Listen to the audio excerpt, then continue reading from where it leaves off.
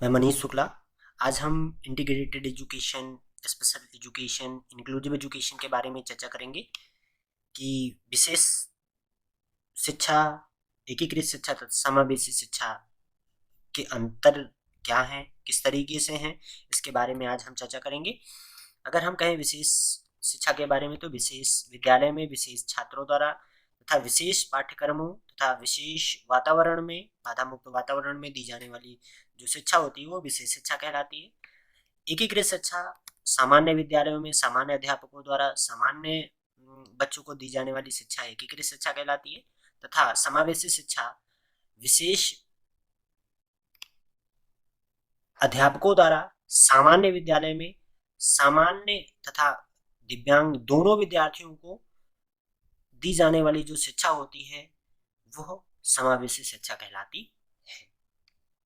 अगर हम दिव्यांग बालकों की दिव्यांगता के साथ साथ कुछ विशेष आवश्यकताएं होती हैं जो कि सीखने और सिखाने की प्रक्रिया पर प्रभाव डालती हैं, इस बालकों को यानी इन बालकों को उचित शिक्षा प्रदान करने के लिए विशेष विद्यालय या विशेष शिक्षा, एकीकृत शिक्षा तथा समावेशी शिक्षा की अवधारणा पर बल दिया जाता है। यानी इंटीग्रेटेड एजुकेशन, स्पेशल एजुकेशन और इंक्लूसिव एजुकेशन पर बल दिया जाता है। जो विभिन्न प्रकार के बालक होते हैं, आवश्यकता अनुसार उनकी प्रक्रियाओं, उनकी सीखने और सिखाने की प्रक्रियाओं को प्रभावी बनाने के लिए हम विभिन्न प्रकार के शिक्षा प्रणाली को अपने विद्यालय प्रक्रिया में अपनाते हैं। अगर हम विशेष शिक्षा की बात करें, ऐसे विद्यालय, ऐसे बालक जो शारीरिक, मानसिक, सामाजिक तथा सांवेगिक दृष्टि से सामान्य बालकों से भिन्न होते हैं, और इनकी इसी भिन्नता को ध्यान में रखते हुए जो शिक्षा की जो व्यवस्था की जाती है उसे हम विशेष शिक्षा कहते हैं। विशेष शिक्षा से तात्पर्य एक ऐसी शिक्षा प्रणाली से है जिसमें विशेष आवश्यकता वाले बालक के लिए विशेष शिक्षक, विशेष पाठ्यक्रम, विशेष अनुदेशन विधियां तथा विशेष सामग्री, विशेष विद्यालय के बाधा मुक्त वातावरण में शैक्षिक क्रियाओं का जो निष्पादन विशेष शिक्षकों द्वारा होता है या सुनिश्चित किया जाता है उसे हम विशेष शिक्षा कहते हैं।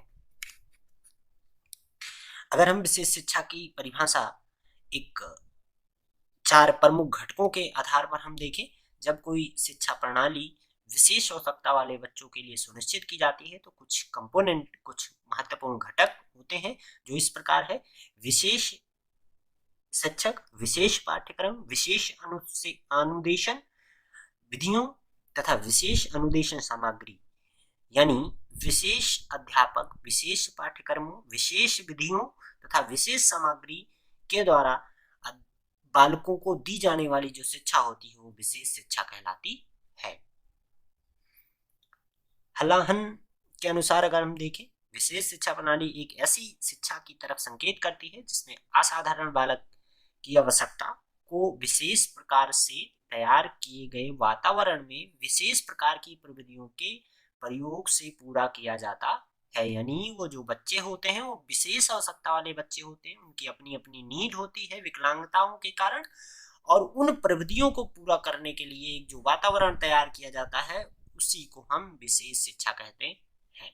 इनमें विशेष सहायक सामग्री तथा विशेष विधियां, विशेष उपकरण, विशेष सुविधाएं सम्मिलित होती हैं, तथा उनके शिक्षा के उद्देश्य का जो कारण होता है वो यह होता है कि उनकी आवश्यकताओं को पूरा करते हुए उनकी अंतर्निहित योग्यताओं को संपूर्ण विकास करना यानी सर्वांगीण विकास करना इनका दायित्व होता है विशेष शिक्षा का। अगर हम एकीकृत शिक्षा प्रणाली की बात करें तो एकीकृत शिक्षा प्रणाली से तात्पर्य किन्हीं कारणों बस अलग किए गए छात्र छात्राओं को पूर्व से स्थिति में लाकर शिक्षा प्रदान करना। यानी पहले जो छात्र छात्राएं पिछड़ गए, किन्हीं कारण बस अलग हो गए हैं, उनके साथ शिक्षा प्रगतियों में लाना ही एकीकृत शिक्षा कहलाई। समाज में दिव्यांगता के कारण समान जनों से विलग किए गए दिव्यांगजनों को पुनः शैक्षिक व्यवस्था में वापस लाना और शिक्षा प्रदान करना इंटीग्रेटेड कहलाया। इंटीग्रेटेड शब्द लैटिन भाषा के शब्द से मिलकर बना है जिसका अर्थ है जोड़ना या मिलाना। इंटीग्रेटेड एजुकेशन का आरंभ 1974 ईस्वी में हुआ। अगर हम एकीकृत शिक्षा के लाभ की बात करें तो एकीकृत शिक्षा से सामान्य तथा एकीकरण सुलभता से किया जा सकता है। सामान्य बच्चों का सुलभ एकीकरण सुलभता से किया जा सकता है।